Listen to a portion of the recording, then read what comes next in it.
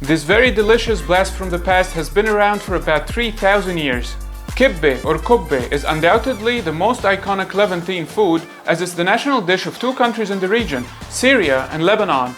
This rugby ball shaped food is loved by many as it's associated with social events and celebrations.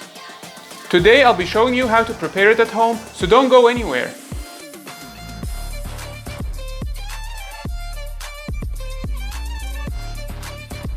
Many people would love to be able to make Kebbeh at home, but they just don't dare to, as usually only kitchen veterans offer it to their guests. I used to think that only grandmothers or moms of at least 5 kids could cook it. Kibbeh is a pointed oval shell of lean meat and bulgur filled with minced meat, toasted pine nuts, and optionally pomegranate seeds. Like all ancient Levantine foods, Kibbeh is an immediate hook. It goes all the way back to the Assyrian Empire. This is around 900 years before Christ. Nowadays, Kibbeh is mainly popular in the Levant, Mesopotamia, the Persian Gulf, Egypt, Cyprus, and it also has variations in Armenia and Turkey. In Turkey, it's known as ishli köfte. The reason Kibbeh is special is that it offers a practical representation of meat in the Levantine mezza culture. Think of that, the majority of mezza dishes are meat-free, like hummus, baba ghanoush, and labane, and Kibbeh can add meat to those so easily. The reason is that it's quite practical to serve, due to its handful size and dry state. That makes it very presentable and easily shared among the guests. Now let's check the ingredients of Kibbeh. I divided the ingredients into 2 groups. The first group is for the filling and the second one is for the meat and bulgur shell. For the filling we're gonna need 8 tablespoons of olive oil. You can replace each 3 spoons with 1 spoon of ghee. We're gonna also need 250 grams of yellow onion, also 250 grams of ground beef, 1.5 teaspoons of salt. I know it seems too little, but believe me, you don't need more than that. 1.5 teaspoons of cardamom, and this is quite important, so if you don't have cardamom, go get some. We're gonna also need 1 teaspoon of cinnamon powder, 2 teaspoons of black pepper. We're gonna also need 1 teaspoon of cumin, also 1 teaspoon of nutmeg, 30 grams of ground walnuts. We're gonna also need 40 grams of pomegranate molasses. Pomegranate molasses is a kind of sauce or syrup. It's made by boiling pomegranates with sugar until it becomes very thick. It adds this very special tangy and also sweet taste to anything you add it to. We're gonna also need 30 milliliters of freshly squeezed lemon juice, 40 grams of toasted pine nuts, and also 75 grams of pomegranate seeds. Now we're gonna check the ingredients for the bulgur shells. For the bulgur shells, we're gonna need 250 grams of lean lamb meat. The leg is the leanest part of the lamb, so try to use that. You can also use other lean cuts of beef like top sirloin. We're gonna also need 320 grams of fine brown bulgur, 65 grams of yellow onion. This time we're gonna need 2 teaspoons of salt, 1 teaspoon of dried peppermint, 1 teaspoon of marjoram, and 1/4 of a teaspoon of cinnamon powder, 1/4 of a teaspoon of black pepper, 1/4 of a teaspoon of cardamom, and 120 milliliters of water and ice. You need ice cold water. Just prepare 100 milliliters of water and add a lot of ice cubes to it, because we're gonna only need 120 milliliters of water in total. The first step of making kibbeh is preparing the filling. After that, we're gonna make the shells. The third step would be to fill the shells with the filling we prepared earlier, and the last would be frying them. In this video, I'll be frying the kibbeh with the air fryer. However, most people do it by deeply frying it. Before doing anything, we're gonna prepare the ingredients for the filling, and the first ingredient to prepare is onions. We're gonna chop 250 grams of onion very finely. We're chopping it that finely for 2 reasons. The first one is that, aesthetically speaking, we want the kibbeh shell look good when we bite it. When we look at the cross section, we don't want to find big chunks of onion in it. And the other reason is for the flavor, as we want it to be as subtle as possible, and we don't want it really to stand out among the other ingredients of the filling. The second element we need to prepare before getting to cook our filling is the pine nuts. We can use a frying pan, put a little bit of oil in it, and under 3 minutes you're going to see that the pine nuts are starting to get browner. Just make sure they don't get burnt, because that can happen really quickly.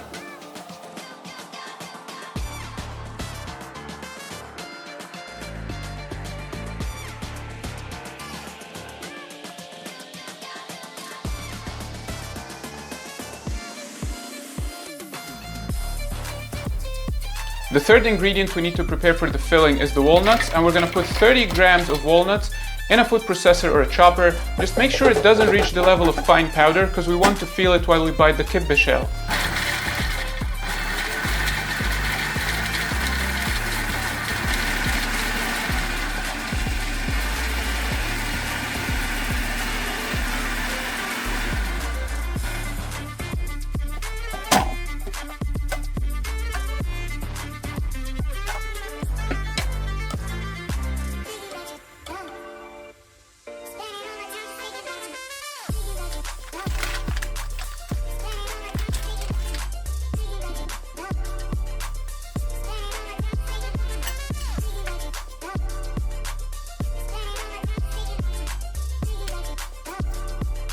Now we can start preparing our filling, and for that we're going to get a large skillet or a frying pan and add 8 tablespoons of olive oil to it.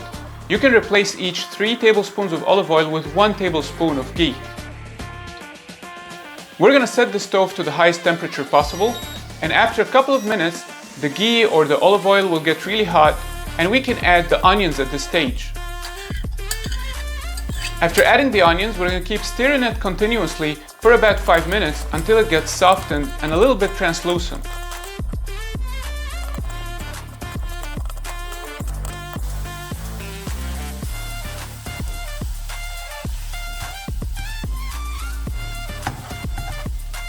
After we see that the onions got soft enough, we're going to add the minced meat, the salt, and the spices to it and keep stirring until the meat gets well cooked.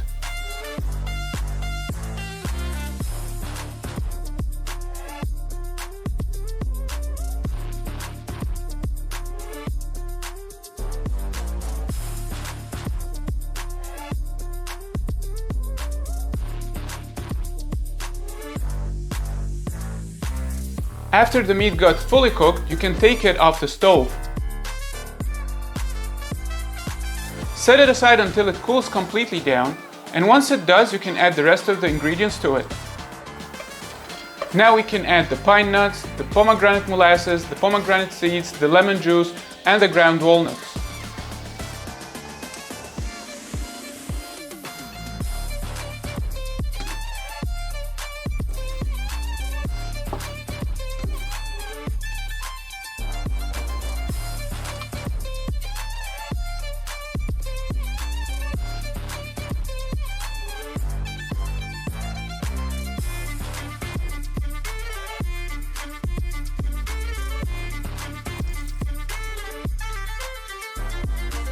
The first step of preparing the shell is to wash the bulgur quite well.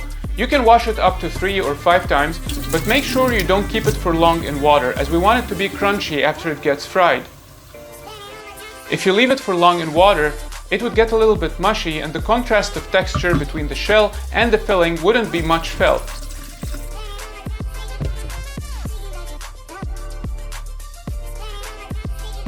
You can wash it 3 times as I did, and between each 2 times you can drain it very well using a sieve. After getting rid of all the water, after washing it quite well, we're gonna add the salt and the rest of the spices to it and mix it quite well. So we're gonna add 2 teaspoons of salt, 1 teaspoon of dried peppermint, 1 teaspoon of marjoram, 1/4 of a teaspoon of cinnamon powder, 1/4 of a teaspoon of black pepper, and 1/4 of a teaspoon of cardamom. Now we're going to prepare the meat by cutting it into medium-sized cubes, and also try to remove as much fat as possible.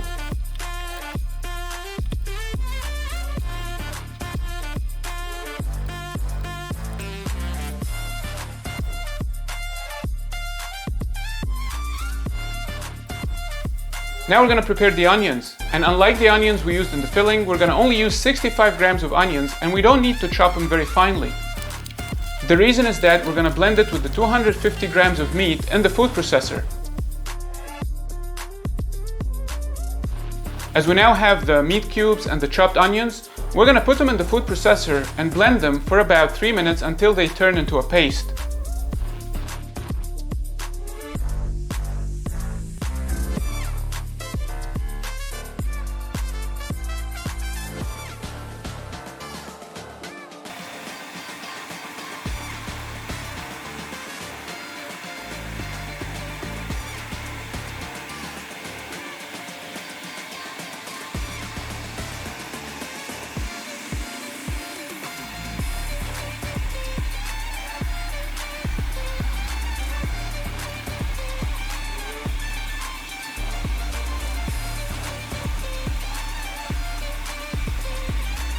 After the meat and onion mix turned into a paste, we're going to add it to the bulgur and spice mix we prepared earlier.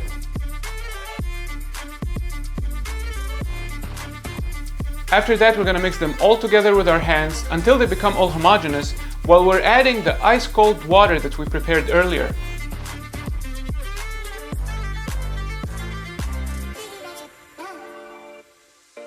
The reason we use water is to soften the mix to turn it into a paste that we can form easily later into the shells.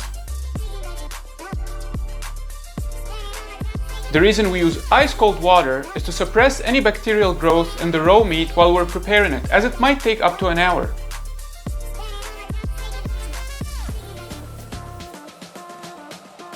Be sure you don't add too much water, as we don't want it to get runny in any shape or form. It has to be intact to a degree that we can form later. Once you find it had reached this plasticine consistency, we can take it back to the food processor to blend it further for 1 extra minute.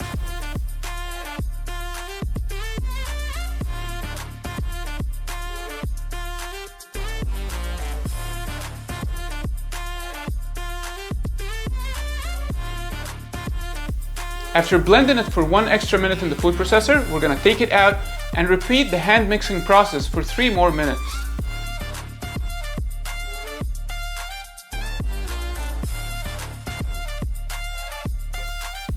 By that time, we're supposed to have the shell paste ready to form into kibbeh pieces by hand.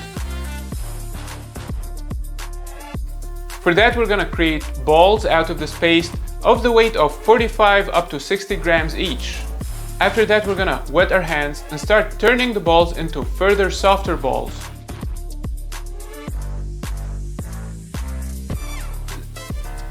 After we feel that the paste ball is soft enough and it doesn't have any sticky parts, we can start turning it into a capsule shape by rubbing it between our palms.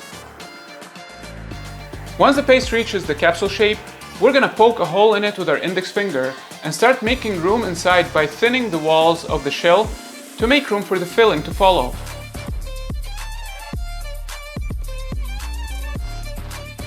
Try to go as far as possible with thinning the walls of the shell without breaking it, because the better quality kibbeh is the one with the thin wall and a lot of filling. After filling each hollow shell, we're going to start closing it and forming it into the rugby ball shape during the process. This takes a little bit of practice, but I promise that it gets better every time.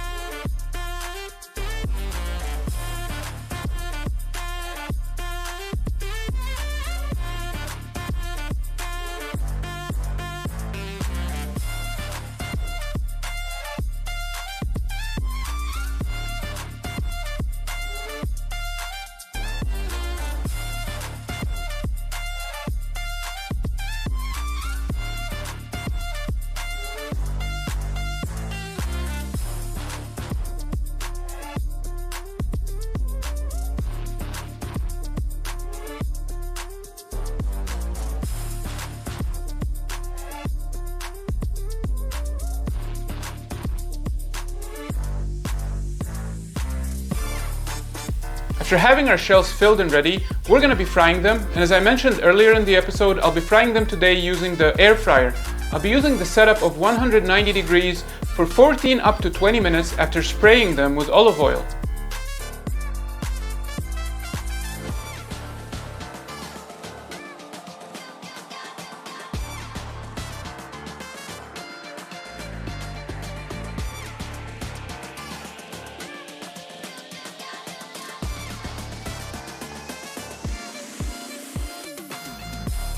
After 7 minutes in the air fryer, make sure you get them out and spray them once more with olive oil just to make sure that they get this dark brown color.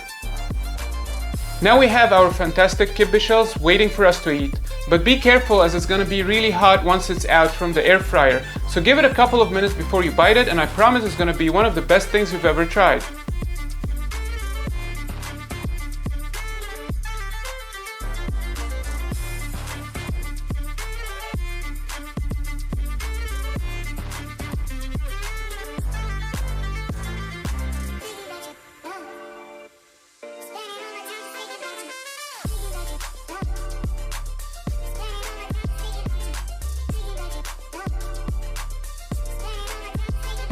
Thank you very much for watching, and I hope to see you very soon with more recipes to come.